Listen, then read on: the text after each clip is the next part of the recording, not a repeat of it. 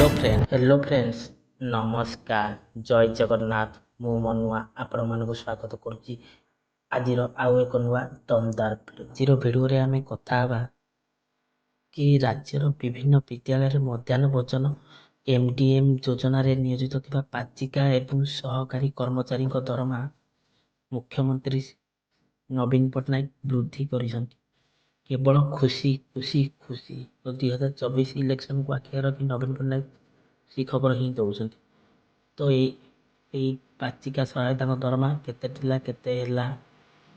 क्यों माने उपकृत हेबे द्वारा केते कोटी टका खर्च हो यार संपूर्ण डिटेल्स मुझे एक्सप्लेन करदेवी आपण मैंने जानीपारे। तो तापूर्व आपण मान मोर छोटिया रिक्वेस्ट कि आपण मैंने जब प्रथम थर पर आम चैनल को विजिट कर वीडियो को गोटे लाइक कर दिंतु मनोरंजन मम्मी चैनल को एवं सब्सक्राइब करी घंटीर ऑल नोटिफिकेशन ऑन कर रखे जहाँकि आम जो सर्वप्रथम लेटेस्ट वीडियो अपलोड तो आपने पाइपर केवल सरकारी योजना पर ही आप सर्वप्रथम पाइपर।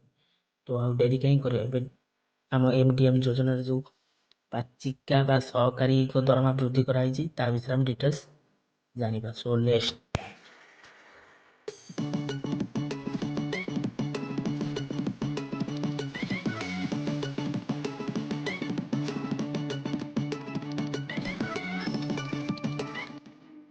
आम ओडिशार मुख्यमंत्री नवीन पट्टनायक शनिवार दिन राज्यर विभिन्न विद्यालय मध्याह्न भोजन बा एमडीएम योजन नियोजित थिबा पाचिका एवं तांको सहकारी कर्मचारी दरमा वृद्धि करने को घोषणा करिसंती।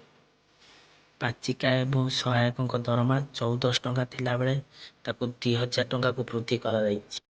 एतद्वारा राज्यर 55,000 विद्यालय कार्य करुथिबा पाचिका एवं सहायक उपकृत हेबे। से राज्य सरकार वार्षिक 74 कोटी टंका खर्च हम बोली आकलन करा जायछि मध्य। तो खाली सेतिकी नुहे दर्शक बंधु पाचिकार परिवार सदस्य एवं सेवायतक मृत्यु समय सहायक माने 1 लाख टंकार मूल्यर एक ग्राटियाट प्रदान करा जीवो। एटा गोटे नुआ निष्पत्ति करा जायछि। एही निष्पत्तिर फलाफल अनुसार 55,000 विद्यालय कार्य करुथिबा 1.10 लक्ष जहाँकि 1.1010 लक्ष पाचिका एवं सहायक माने उपकृत हेबे। अक्टोबर 2023 रु मंजूरी वृद्धि परिवर्तन करा जिवो बोली मुख्यमंत्री को कार्यालय रे सीएमओ कहिसंती। आठो आउ आम खुशी खबर कौन हो पारे जो एमडीएम योजना रे पाचिका बा सहकर्मी काम कर दरमा तो वृद्धि। तो जो मैंने विषय न जानते सांग मैंने आपण मैंने वीडियोटा को सांग मान सहित सेयार करेंगे और वीडियो भल लगे वीडियो लाइक करेंगे कमेंट करेंगे। तो दर्शक बंधु आज वीडियोटा को रखुच्छी। तो वीडियोटी आज केमती लगे आप मतामत जनइबे। पुणी देखा नेक्स्ट एक एपिसोड से मत विदाय दिखाते रोचे। टेक केयर बाय बाय जय जगन्नाथ।